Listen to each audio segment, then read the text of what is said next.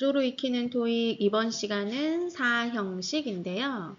자, 사형식의 특징은 목적어가 두 개라는 거예요. 자, 구성을 보면 주어 동사 다음에 IO 한 게 이제 간접 목적어가 되고요. 그 다음에 DO가 직접 목적어가 돼요. 우리가 해석할 때는 동사 바로 다음에 나오는 목적어를 누구누구에게로 해석하고요. 그 다음에 나오는 목적어를 무엇을 이렇게 해석을 합니다.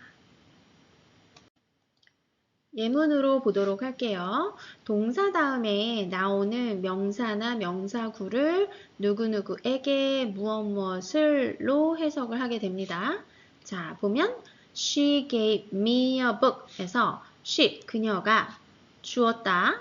나에게, 그죠? 그래서 나에게 간접 목적어 a book, 책을 직접 목적어. 그래서 누구누구에게 무엇을. 두 번째, The company sent customers an email 에서도 회사가 보냈어요. 누구에게? customers에게 an email을 이 되는 거죠. 그 다음 세 번째, he told me, 그는 말했어요. 나에게 the truth, 진실을. 자, 그래서 앞에 나온 목적어 me와 customers와 또 me는 간접 목적어이고요. 우리가 어떻게 해석을 한다? 누구누구에게. 그 다음 두 번째, a book, email, the truth는 직접 목적어가 되고요. 무엇을로 해석이 돼요. 자, 그럼 이번에는 삼형식하고 한번 비교를 해보도록 할게요. 자, 삼형식 문장 She read a book이 있어요. 자, 이 경우에는 주어, 동사, 목적어 하나 들어갔죠? 자, 그런데 She gave me a book 사형식에서는 자, 나에게 책을 그래서 간접 목적어, 직접 목적어 이렇게 목적어가 두 개가 됩니다. 자, 그러면 어떤 동사들이 사형식 동사인지 좀 보도록 할게요.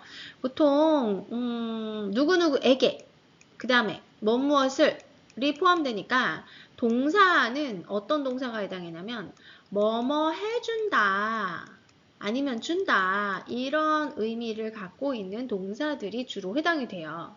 자, 보면 give 가장 대표적인 동사죠. 사형식. 그 다음에 send 보내준다. tell 말해준다. tell me something 이라고 하죠. 그래서 나에게 말해줘 이렇게 되고 offer 제공한다. show 보여준다. teach 가르쳐준다. 그 다음에 lend는 빌려준다. award는 수여한다. 마찬가지로 grant도 수여한다가 되는 거죠.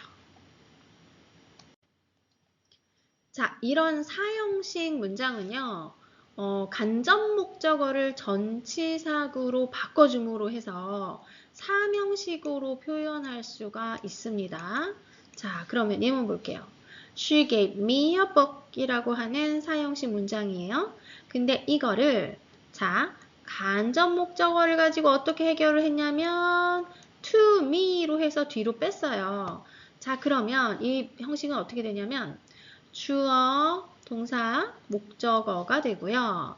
to me는 전치사 구가 되기 때문에 더 이상은 목적어가 아닌 거죠. 그래서 이렇게 사형식을 삼형식으로 바꾸게 되면은 이렇게 간접 목적어를 전치사구로 바꿔줄 수가 있는데 그때 쓰이는 전치사가 바로 to 누구누구에게 아니면 for 누구누구를 위해서 요렇게 됩니다. 실전 문제 첫 번째 풀이 한번 보도록 할게요.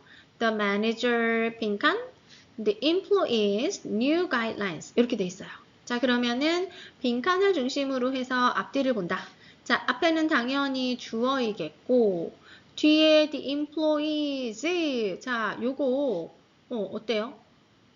명사구죠. 그 다음에 new guidelines도 명사구예요. 자, 그러면 문장에 동사가 없기 때문에 당연히 빈칸은 동사 자리가 되겠고, 자, 명사구가 2개라는 거는 일단은 3형식은 아닌 거예요. 그리고 1, 2형식도 당연히 아니겠죠. 그러면 우리가 이거를 A, B, C, D가 서로 다른 그런 동사로 구성이 되어 있는데 이거를 막 대입해가지고 해석하는 것이 아니고 이 형식을 알게 된다면 그 형식에 맞는 동사를 찾는 게 가장 정확한 풀이 방법입니다.